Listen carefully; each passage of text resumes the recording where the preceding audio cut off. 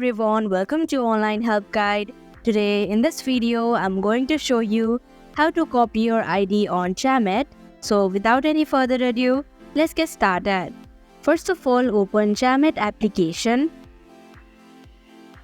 Now go to your profile in the bottom right corner. Here click on My Profile option. And here you can see ID option in the second row. Now in order to copy it, you'll just have to tap on the copy option. So that is how you can copy your ID on Chamet application. Thank you for watching Online Help Guide.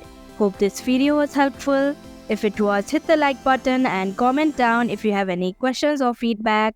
Also, if you are new to our channel, subscribe and hit the bell icon so that you don't miss our upcoming videos.